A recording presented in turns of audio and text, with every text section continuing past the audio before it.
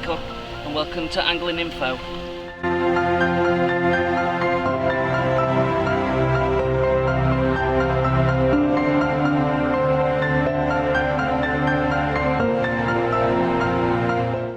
Hello and welcome to Angling Info. This morning we've picked quite a nice method for winter. We've got quite a still day today, probably about 5 degrees. And what I'm going to go through with you is a bread feeder. You can use it in so many different environments. It's not just for ponds or for commercials. You can use it for canals, you can use it for rivers. Obviously just beefing up the weight of your feeder if you're fishing rivers and line probably. But the method itself is, same. I've put up a tackle time a couple of days ago, and that explains the bread preparation in regards to how it's blended and what to use and for the punch, and also I went through the rig as well, with it being a bit clearer to do it inside. So I'll have a brief touch on it, and then I'll go through how we mix the bait, and we'll get out there really and give it a go. So I'm fishing an 8.2 foot mini rod today. It's only a short throw, but out there, so I'm using a light feeder, so I don't need a heavy feeder rod or even a longer feeder rod for that kind of chuck. So I've got 4-pound Daiwa sensor running all the way through to a loop which is attached to a quick stop bead, a quick change bead, so it's easy to change hook links basically. If you feel that they're a bit shy, you can lengthen your hook link. If you feel that they're coming in and knocking your feeder and you're getting liners, you can shorten that hook link down. And that hook link is 010 power line from Preston. So just before I've got that quick change bead, I've got a number 1 shot about 1 inch away, and that's just as a buffer for the feeder to hit against. It doesn't matter if you use a block end feeder like a square shape. It doesn't really matter on too much in regards to what size it is, what weight it is, sorry, if you need to throw it far away. But the size does matter, because this time of year obviously you don't want something massive, unless you're fishing a river with a massive toe, then that's the only difference really. So that's really simple, and that's like what I went through in my tackle time the other day. I'm just going to go through how we mix the baits. So what I've got here is I've got that crumb, and it's just obviously been blended down like we did on the tackle time video. And all I'm going to do is get just some pond water, and I'm just going to keep adding it bit by bit. I don't want to completely soak it to death. I just want to add it bit by bit. I want it to come together so I know it's going to hold in the feeder, but I don't want it to be absolutely drenched. Sometimes you get a few bits that are a bit larger. Just throw them out, especially when you're doing it at 10 o'clock at night like I did it yesterday. You do get the odd piece. You can take the crusts off and blend it just as flesh, but like I say, it doesn't matter too much if you get it blended up. So keep adding that water. Just last bit of crust there. So keep adding that water. And now you can see it's coming together, and it looks quite squashy, and that's the kind of consistency that you want. You don't want it super duper wet, that it's completely like a massive ball in your hand, but you do need it wet enough that it's going to hold together when we put it in the feeder. So what we'll do is we'll get some bait on, and we'll give it a chuck and see if there's anything knocking about. I'm not anticipating anything, first few casts it may take you a bit of time to attract fish into your peg, but it's important that you keep recasting and getting that feed built up, because this method, it's not actually depositing too much bait. It's more of a visual cloud. You will get the bits that drop to the bottom, but it's more of an attraction and the chasing that bait down, because your bait's the only thing that's there. So I'm not going to say that I only fish maggot, because I don't. There's you could fish castor on it, you could fish worm on it. Obviously this method's not just for winter. You can fish it in the summer. That's equally doable, and you could even put corn and things like that with it in summer. That's completely up to your own discretion, but and I seem to have good results on maggots, so that's usually why I keep with a maggot. So what I tend to do is get it on my knee, and I always put my my bait on first. The reason is, I mean, it's not going to fall out at feeder, but you know, you're knocking it about when you're trying to get maggots on, so you don't want to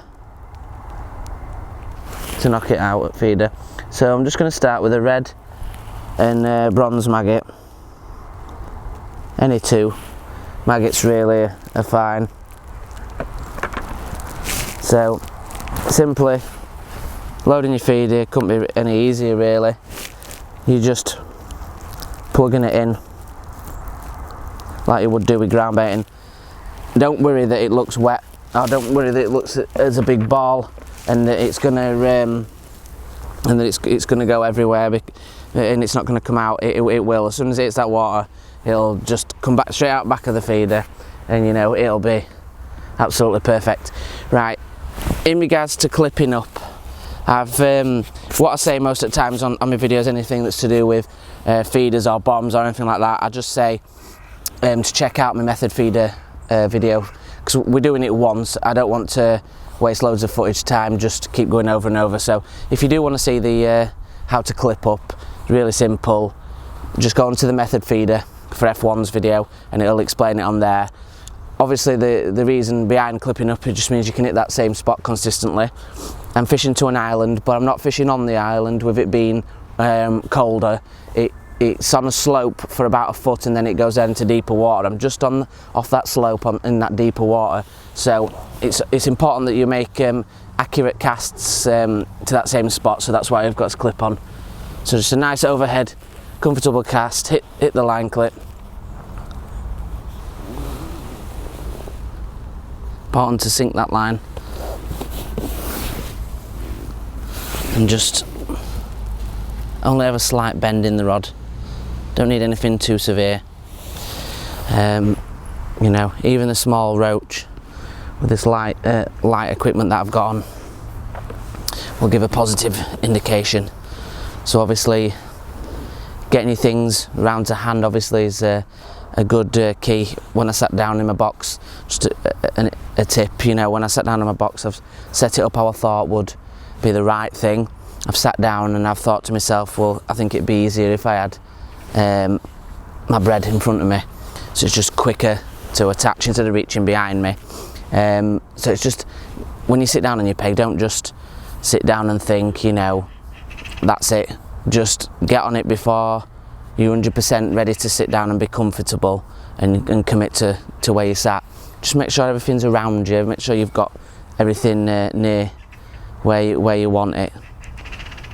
So obviously, again, winter fishing, you don't expect instant bites, but what you need to do is keep it in that same area. That's an important factor. Just keep it in that same area and keep that active. If you keep pinging it in different places, you're not going to spread the fish. It doesn't matter if you're fishing in summer or winter, or you know, or spring. It doesn't matter. If you are fishing a feeder, really, you should have one spot, or you know, that's out there, and just hit that same spot and keep it going and ticking over. Now, if you've set up a bomb rod, that's fair enough. Use that as your exploration rod. But obviously, you have other lines when you're fishing. You know, if you're fishing a match or whatever, you'll probably have a couple of pole lines in front of you and one behind you. There's a little bite there, so that didn't take long at all. So keep your rod low.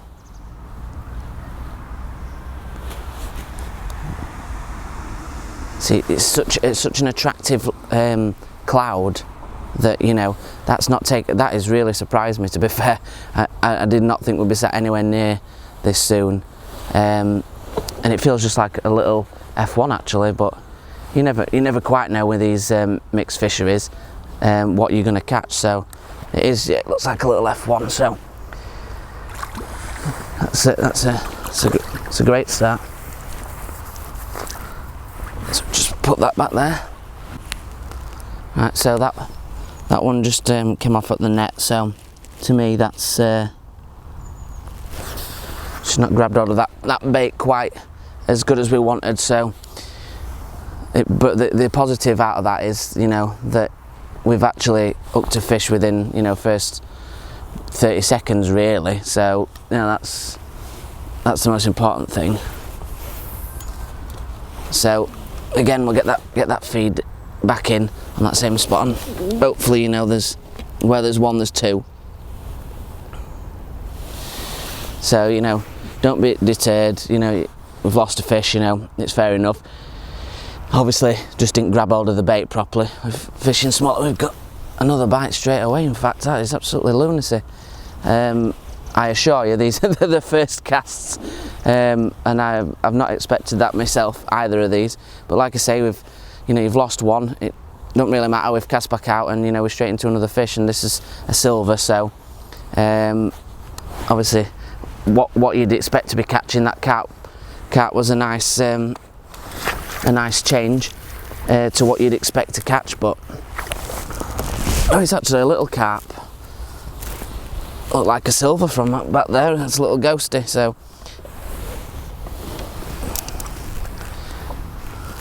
but like I said, we're just fishing off the island. So, you know, it's not so. See a nice little stamp of a ghosty there. But there's obviously a lot of fish that are willing to feed, which has really surprised me actually. Getting 2 bites in 2 casts. But it just shows that, you know, that bread, as soon as it hits the water, it's just such an instant attraction that literally that both those fish have just seen that attraction of bread and been attracted straight to it, and they've just hammered whatever bait were there, and that obviously was just our maggots, and there's nothing really else to feed on. Like I say, we're not fishing butt up to the island, but you know, we're near as damn it, and just on the back of that slope. And obviously, that's where they're waiting. So let's that feeder full back up, and we'll give it another try. Like I say, it doesn't always work this way, but sometimes it does, and it's just completely and utterly first casts. It's just one of those. I don't really know what to say. It's doesn't really happen like that we're filming, but some days it does, and that's both first 2 casts, that's 2 fish. So I mean, that's a positive start, but that's not to say that, you know, it can't work that effectively on the venues that you're fishing as well. And it's all about that attraction straight away. You get that attraction from that cloud, and like I said before, there's not really much to eat on it. It's just attraction, so that it naturally just gets them looking around. And obviously there's just your hook bait there, whether it be maggots, casters, you know, worm, whatever. That's all there really is for them to eat. So it's unusual to catch 2 off the bat, but there may just be those 2 there, so you never know. Just maybe those couple of fish hiding away underneath.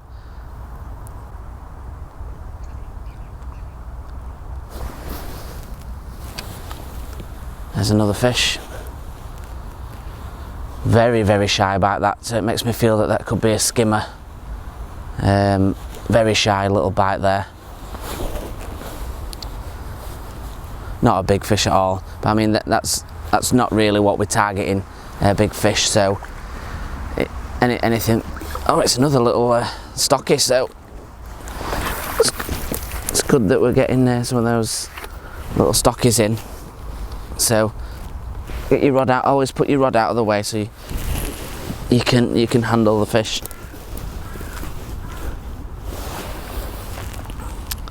So perfectly hooked in the lip there.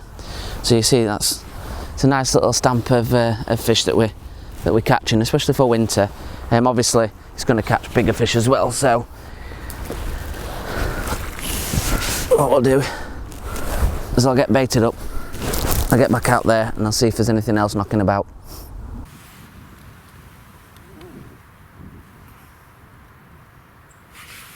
There we go. Again, we've got another fish. Looks like another little small carp. So you can see it's a fantastic fantastic method. I mean,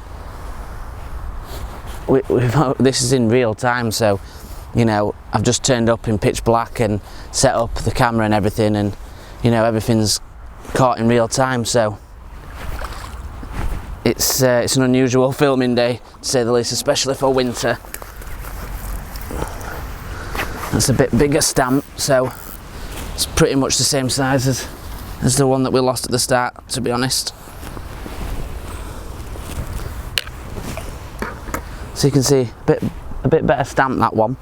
So, you know, let's get back out there and see if there's more where they came from. So I'm feeling quite positive. After having 4 fish pretty much from 4 drops, I'm quite positive in how the day's turning out, because to be honest, I did not think that it was going to turn out this way. If you are on Facebook at the moment, we've just started a new angling info group where you can share your videos, you can share photos, or you know, you can put up items for sale, or even, you know, promote things. So and just for good banter, to be honest, as well. It's just a group of great guys and girls that, you know, love fishing and just want, you know, can chat. And you know, I've got 2 places to do it. I've got the Angling Info group, which you can be invited to, which is not a problem. Just add me on Facebook and with a little postage message and I'll invite you to that. That's not a problem. Or you can like the Facebook page, which is also an Angling Info page. Again, you can post things on there for sale, or you know, just want banter or questions that you need to be answered. If I can't answer them, there's hundreds of guys that are just as experienced that, you know, can give you any information you need on baits or tackle or whatever.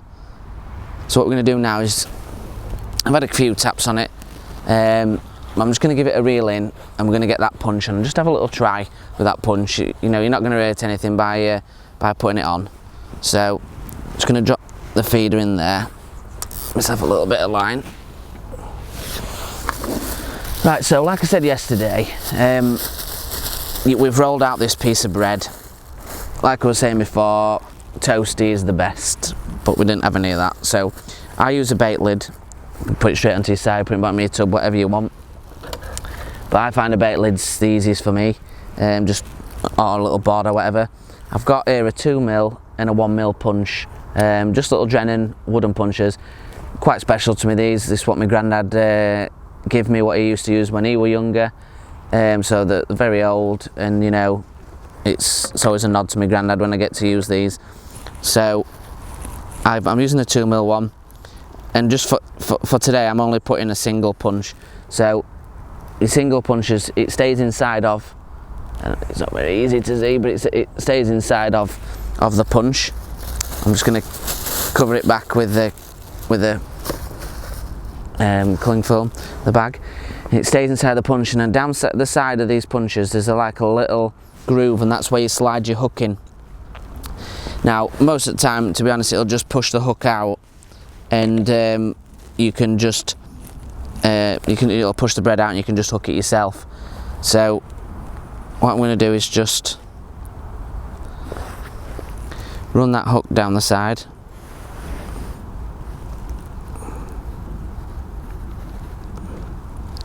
and just nick it out. And all I'm doing is just nicking it like there. It's just a little disc, and I'm just nicking it through the middle of the disc. And it's like I said before, because it's compressed, you know, it holds on quite well. So I don't know if you can see that, it holds on quite well. But obviously the toast is a bit better because it's a softer bread and it compresses better. So we're just going to give that a flick out and see if we can catch anything on that.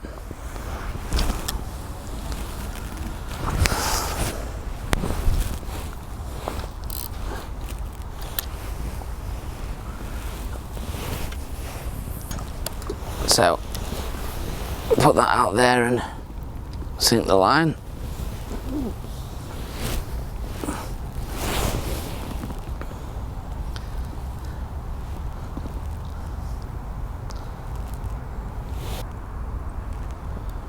We've had a few taps on bread, but nothing major. So we've give it a try. So there's no point. Oh, have we got one there?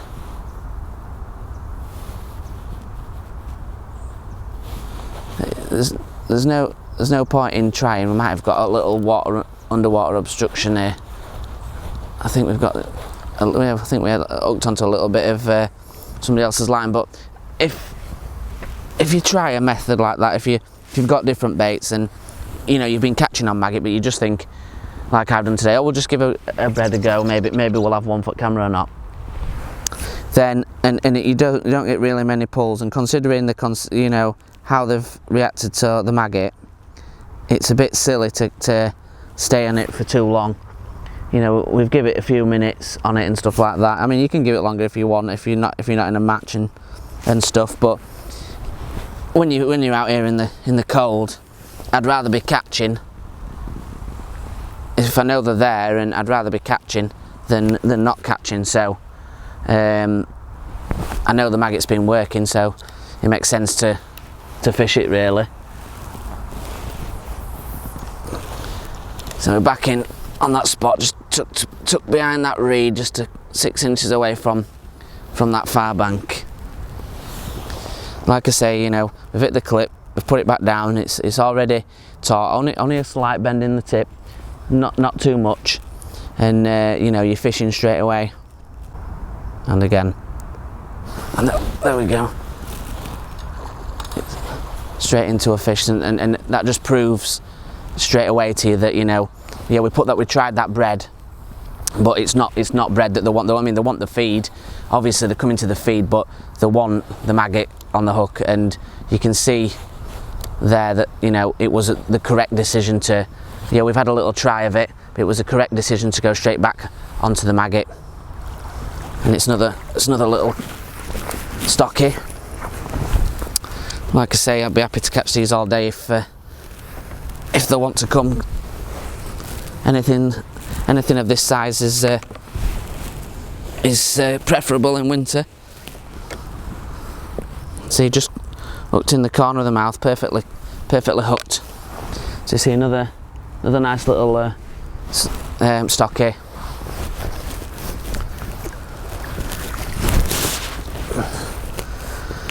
So, I mean, I hope this has helped you, and I know it's not necessarily something that everybody will know about, and it's just something that, I mean, I haven't really seen it anywhere. I just fished years ago. I used to fish the canal and used to fish that bread paste, which I'm sure thousands and thousands of you do, fishing it on the pole with punch or with you know, maggots or whatever. And I've just thought to myself, can I adapt it into a feeder? First time I tried it, it didn't work too well because it was under wetted, and you know, it just dropped out. So I wetted it and tried it again, and it's successful. And obviously I've tried it now on a lot of venues, and I fish with it quite often between that and maggot feeder in the winter, to good results. And I've had some decent fish on, decent bream, and carp out of season as well. So give it a try anyway. Obviously feedback's welcome. I hope you're enjoying the new camera and microphone as I am. It's a lot better to work with, having a better quality camera. So, you know, like I say, there's the new Facebook group up there and the new Facebook page, both angling info. I'm sure you'll notice the mug that's on the profile photo. So, like I say, join those, and you know, post whatever you want, and you know, any catches that you've got or any questions that you want to know. Follow us on Instagram at angling_info, and obviously if you could subscribe if you're not subscribed, and like if you can, and just share with your friends, and hopefully we can get some more videos to you soon. So enjoy your winter fishing and tight lines.